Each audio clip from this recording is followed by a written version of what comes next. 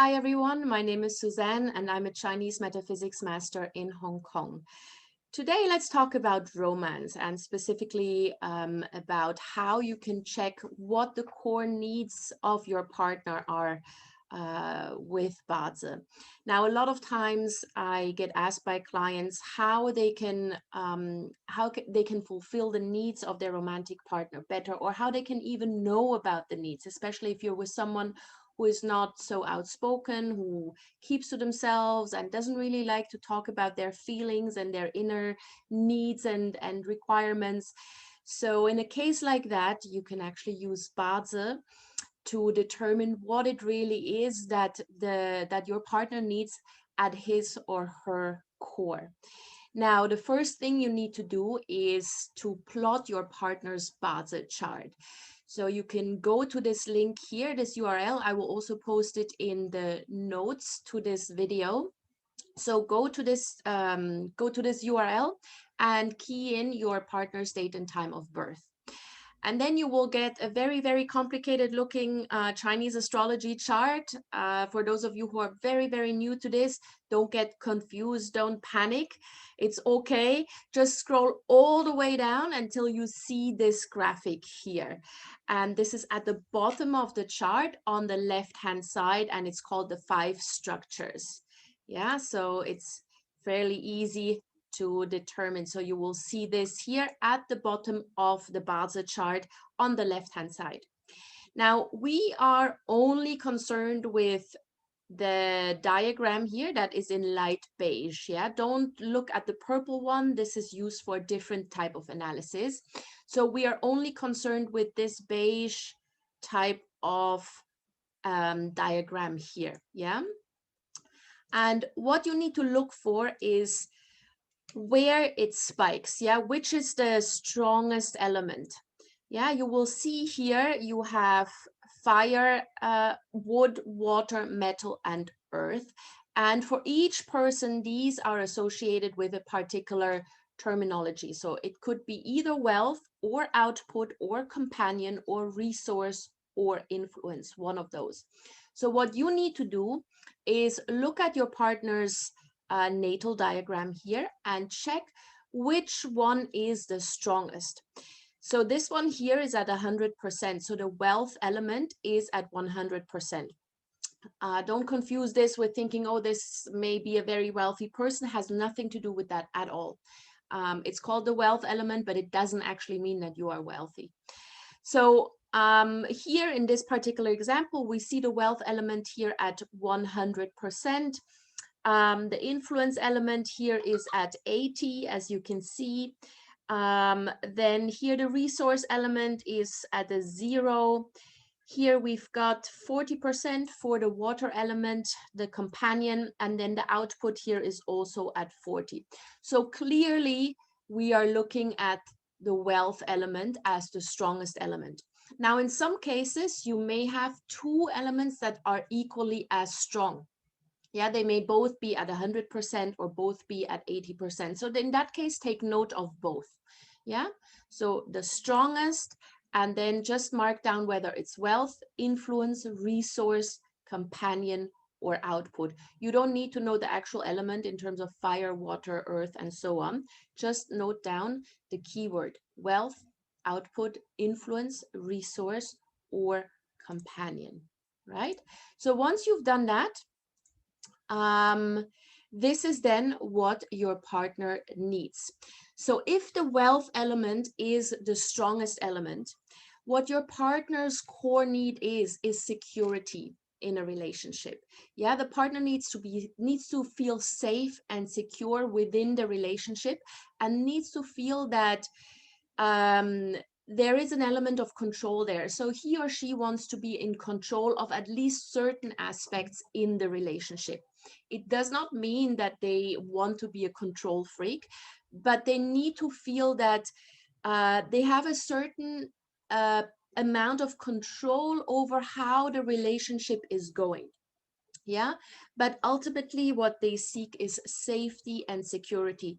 So if you are a fairly volatile and impulsive and spontaneous person, that will constantly throw them off guard, and it can make them very anxious. Yeah, what they crave is security and safety and stability. If your partner's strongest element is the influence element, then what they are looking for is respect, because respect for them is associated with a particular status within the relationship and with order. So they don't want to be talked down to. They don't want to be disrespected. Even the slightest disrespectful comment will hurt them profoundly. Even if you may not have meant it in such a serious way, they will actually take it quite personally, and it will affect them on a very, very deep level, and they will remember that forever. So respect is key for those who have influence as their strongest element. Now, if someone has resource as their strongest element, then what they crave is comfort, peace, no drama. Yeah, they don't like drama, whether that be with you or your friends or your family. They just want to have a comfortable life, a peaceful life, no surprises, and definitely no emotional drama, no sort of emotional blackmail, and constant ups and downs in terms of emotions. Yeah, this is something that they absolutely abhor. So if the resource element is your partner's strongest element, then it's important that you keep a peaceful environment and that you keep the peace. It doesn't mean that you have to swallow your anger if you get angry, but it means that if you are angry, or if there is something to discuss, you actually do this peacefully, rationally, and you do it in a way that comforts your partner and makes sure that he or she understands that this is only done to maintain and keep the peace. Now, next up is the companion. So if the companion element is the strongest element in your partner's structures, then basically for them, no matter who you are or what happens, as long as they can in some way relate to their partner, everything will be well. Yes, so as long as they have something in common, everything is okay. They want companionship. So even if there's a really difficult situation, as long as you go through it together, yeah, you don't just let them hanging, or you don't just abandon them in a difficult situation.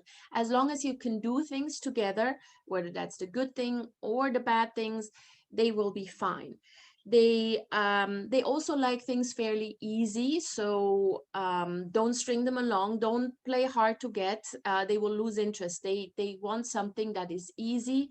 They want support, and they want to know that they can go through life with you, uh, and experience everything together in the context of a companionship. Yeah, so there needs to be a strong connection, and the best thing you can do is to constantly reinforce that connection with your partner and find ways in which you can create common experiences.